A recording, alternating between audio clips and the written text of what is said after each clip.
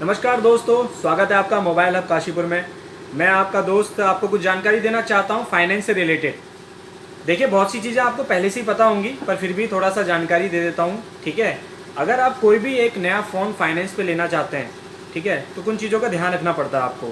पहले तो डॉक्यूमेंट, कि आपके डॉक्यूमेंट क्या क्या लगेंगे उसमें। ठीक है, फिर एज का क्राइटेरिया क्या होना चाहिए और कौन से बैंक की पासबुक आपको देनी पड़ेगी। ठीक है, इन सारी चीज़ों का ध्यान आपको कहाँ कैसे कैसे देना चाहिए, और स्टेप बाय स्टेप इन सारी चीज़ों के बारे में हम बात करेंगे, डिस्कस करेंगे। ठीक है, तो पहले आपको मैं इन चीज़ों के बारे में बता देता हूँ कि डॉक्यूमेंट क्या क्या लगते हैं। ठीक है, देखिए, आपने सुना होगा आधार कार्ड से अपना मोबाइल ले जाइए। ठीक है, पर बेसिकली आपको आधार कार्ड के साथ पैन कार्ड की भी ज़रूरत पड़ती है।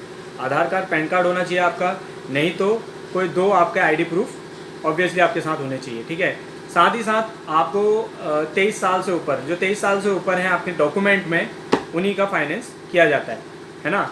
और आप ग्रामीण बैंक को छोड़ के अगर आप किसी अन्य दूसरे बैंक से ज्वाइन है या फिर आपका अकाउंट है उसमें, तो आप उस बैंक की पासबुक को अप्लाई कर सकते हैं, लगा सकते हैं। ठीक है, जिसमें आपके स्टेटमेंट भी देखे जाएंगे कि आप मेंटेनेंस कैसे करते हैं, है ना। तो सारी चीज़ें, सिविल भी चेक होती है, आपको पता ही होगा। तो इन सारी चीज़ों का ध्यान देना पड़ता है।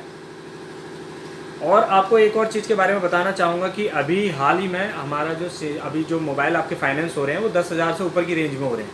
ठीक है, आप अगर कोई भी फ़ोन लेना चाहते हैं तो 10,000 से ऊपर पहली बात तो वो फाइनेंस होगा। ठीक है, जो भी फ़ोन लेंगे आप, ठीक है, फिर उसमें आपकी ये सारी चीज़ें अप्लाई की जाएंगी। डॉक्यूमेंट आपकी सिविल विल चेक होगी।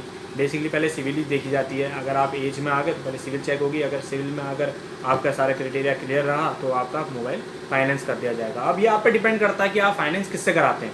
आप चाहें तो बजाज फाइनेंस से भी करा सकते हैं, एचडीएफसी से भी करा सकते हैं। ठीक है, तो जहाँ से आपको सूटेबल लगे वहाँ से फाइनेंस करा सकते हैं। बट जो प्रोसेस होती है सबकी, वो इसी से होकर गुजरती है। ठीक है, 23 साल से अबव आपकी एज, ठीक है, डॉक्यूमेंट आपके दो, आपकी आईडी प्रूफ और साथ में आपके बैंक अकाउंट।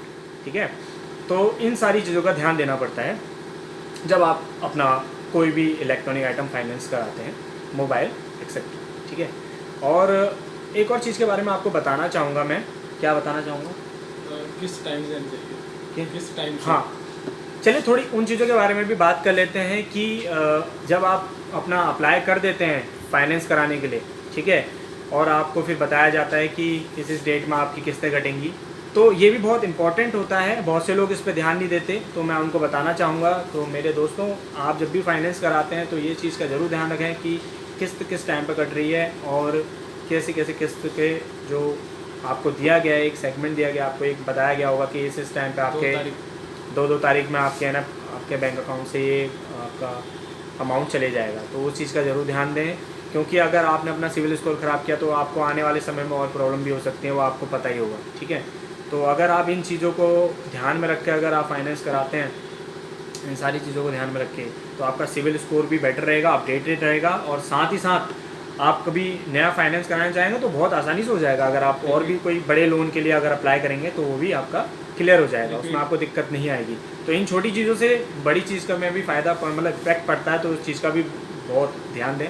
ठीक है, तो मैं यही बताना चाह रहा था आपको। अगर वीडियो अच्छी लगी हो ना तो लाइक ज़रूर कीजिएगा, ठीक है, और शेयर कर दीजिएगा कि जिन दोस्तों को इस चीज़ के बारे में नहीं पता हो, ठीक है, तो उस चीज़ का ज़रूर ध्यान देना।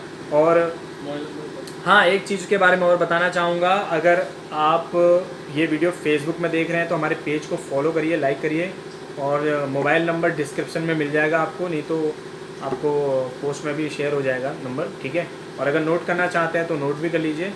नंबर क्या है? 98 क्या है?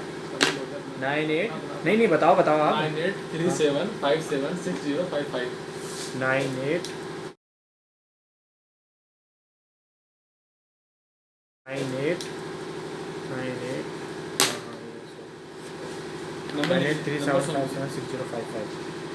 और अगर फिर भी आपको कोई परेशानी हो तो आप इस नंबर पर कांटेक्ट कर सकते हैं फर्दर इंक्वायरी के लिए। ठीक है, तो नंबर नोट कर लीजिए, 9837576055।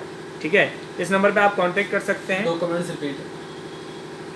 और मैं फिर आपको कुछ दोबारा से कुछ पॉइंट्स के बारे में दोबारा क्लियर कर देता हूँ। ठीक है, तो जो आपको पहले चीज़ का क्या ध्यान रखना है, अपने डॉक्यूमेंट्स का। ठीक है, डॉक्यूमेंट्स में आपकी एज 23 से अबव होनी चाहिए, और आप फाइनेंस किसी भी बैंक से करा सकते हैं, बस आपको पासबुक लानी पड़ेगी। तो पासबुक आपका वही बैंक का चलेगा जो कि ग्रामीण नहीं है। मतलब ग्रामीण बैंक ना होके हट के कोई भी बैंक हो तो उसके पासबुक आप अप्लाई कर सकते हैं, SBI, PNB एक्सेट्रा, ठीक है। और साथ ही साथ आप फाइनेंस करा रहे हैं तो उस चीज़ का भी ध्यान रखें कि टाइमली आपकी किस्त कट रही है, तो आप उस चीज़ को मेंटेन करें ताकि आपको आने वाले समय में बेनिफिट्स मिल सकें, ठीक है, फाइनेंस के। तो थैंक यू दोस्तों वीडियो देखने के लिए, और वीडियो ज़रूर शेयर कीजिएगा।